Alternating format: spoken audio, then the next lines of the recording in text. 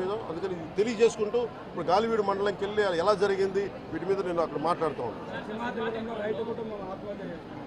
అది కూడా కలెక్టర్ నా దృష్టికి తీసుకొచ్చారు. ఇందాక దారిలో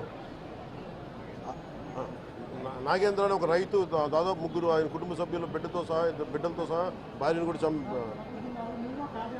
ఒక్క నిమిషం సంబంధం ఇది నా దృష్టికి దిగ్గని చెప్పారు నాకు.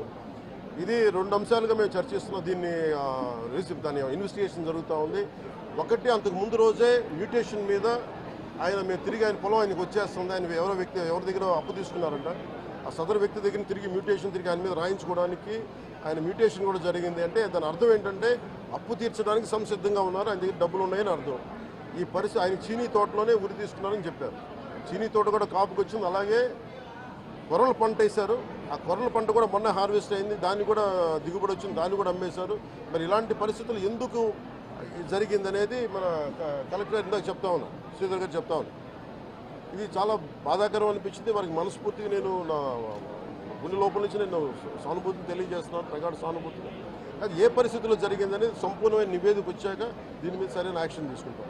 ఒకవేళ నిజంగా అప్పులు బాధ భరించలేక చనిపోయారా, అలాగే లేదంటే ఎవరన్నా బలవంతంగా ఇబ్బంది పెట్టి చచ్చిపోయేలా చేస్తారు, ఈ కోణంలో కూడా మనకి ఇన్వెస్టిగేషన్ జరుగుతూ ఉంది. దీని మీద వచ్చాక దీని మీద ఖచ్చితంగా స్పందిస్తాం. ప్రధాన సమస్య ఉంది సార్. అటవీ శాఖ ఆధ్వర్యంలో ఫార్మ్ టు పర్మిట్ ఇస్తారు సార్. ఎక్కువగా ఇక్కడ రిజర్వ్ కన్వర్షన్ ఎక్కువ సార్, ఫారెస్ట్ రిజర్వ్ కన్వర్షన్ ఎక్కువ. దాంతో ఈ ఫార్మ్ టు పర్మిట్ అన్ని అడుగులు అనిపిస్తున్నారు. చాలా బాధాకరమైన అంశం సార్. ఇక్కడ పర్యావరణం చాలా గందరగోళంగా తయారైంది. ఇక్కడ ఏ ప్రాంతం ఉండేది? మొత్తం అంతా ఉంది సార్. మొత్తం ఉమ్మడి కడప జిల్లాలో ఎక్కువ బదివేలు ఉంది, భీమటం ఉంది. నేను అతి కొద్ది రోజుల్లోనే కలెక్టర్ చేసి దీన్ని ఒకసారి రివ్యూ పెట్టండి. ఫారెస్ట్ డిపార్ట్మెంట్తో కూడా ఒకసారి నేను అన్ని ఫేక్ చార్కోల్ దీని మీద మేము ఖచ్చితంగా నేను పెట్టండి. అంటే పర్సనల్ రివ్యూ ఇక్కడికి వచ్చి మేము రివ్యూ చేస్తాం.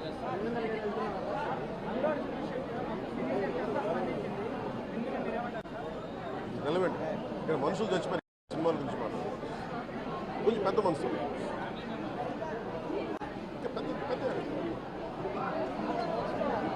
మీరు డిబేట్ మన మనసులో చెప్తారు. డిబేట్ ఈ ప్రభుత్వం చాలా త్రికరణ శుద్ధిగా అందరం కూర్చొని మేము కలిసికట్టుగా ఉన్నాం. ఇక్కడ ఇది కూటమి ప్రభుత్వం, ఇది వైసీపీ ప్రభుత్వం కాదు. ఇది ఇష్టారాజ్యంగా మీరు చేస్తారంటే కామ్గా కూర్చునే ప్రభుత్వం కాదు.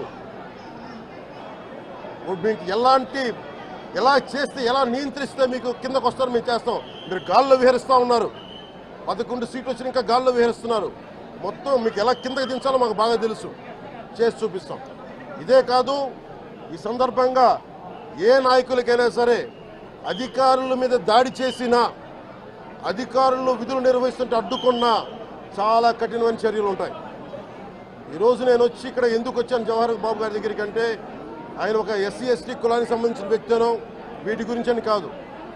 ఎవరైనా సరే ఇర్రెస్పెక్ట్ ఆఫ్ కాస్ట్ ఆధిపత్య ధోరణితోటి కనుక దాడి చేసి విధుల నిర్వహణకు అడ్డం వస్తే ఇది ఉపేక్షించే ప్రభుత్వం కాదు. ఎస్పీ గారికి కూడా చాలా స్పష్టంగా చెప్పాం. వారికి ఎవరైతే తప్పించుకొని తిరిగారు ఇంకో 9 మంది, వారిని కూడా పట్టుకోమని చెప్పాం. వారికి తగిన విధంగా కౌన్సిలింగ్ చేయాలి, అలాగే కఠినమైన శిక్షలు పడాలి. మీరు లాయర్లు అయి ఉండొచ్చు గతంలో, మీ చట్టాలు కానీ మీ గతంలో మీ అధికారాలు కానీ ఏవి మిమ్మల్ని రక్షించలేదు, మీరు గుర్తుపెట్టుకోండి.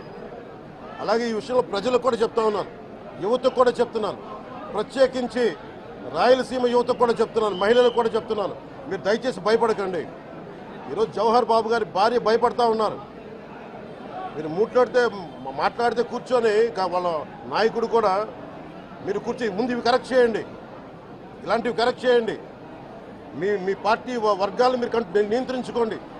11 సీట్లు వచ్చినా ఇంకా మీరు దాడులు చేస్తూ ఉంటే మటుకు ఉపేక్షించే ప్రభుత్వం కాదు ఇది. అలాగే ముఖ్యంగా రాయలసీమ యువతకు చెప్తున్నాను, ఇలాంటి తప్పులు జరిగినప్పుడు ఆధిపత్య అహంకారంతో దాడులు చేస్తున్నప్పుడు నిజంగా మీరు ఎదుర్కోండి, మేము అండగా ఉన్నాం మీకు.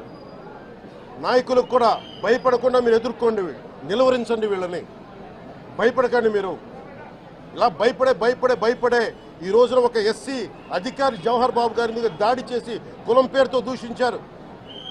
అన్ని రకాలు నువ్వు ఎలా తిరుగుతావో చెప్పి దూషించారు. నువ్వు వెళ్ళి రిటైర్ అని నేను చంపేస్తామని చెప్పి బెదిరిస్తూ ఉన్నారు. ఇవన్నీ సాక్కూడదంటే కేవలం ఇది పోలీసు ప్రభుత్వాలే కాదు, దీనికి ప్రజలు కూడా దీనికి స్పందించాలి. ఓట్లేసి మన పని అయిపోయిందంటే కాదు, ఇలాంటి వాటికి మీరు బయటకు వచ్చి మాట్లాడాలి. భవిష్యత్తులో ఇలాంటి నాయకులు మళ్ళీ ఎన్నికల్లో పాల్గొనాలంటే కూడా వాళ్ళకి భయం రావాలి. మీరు ఆ స్థితిలో మీరు ప్రజలు కూడా దీనికి అప్రమత్తంగా మీరు కూడా దీనికి బాధ్యత వహించండి. మీ ప్రభుత్వం మీకు అండగా ఉంటుంది.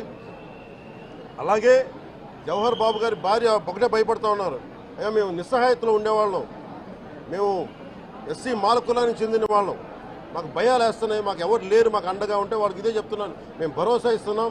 పక్కనే కలెక్టర్ గారు ఉన్నారు, ఎస్పీ గారు ఉన్నారు, ఎమ్మెల్యే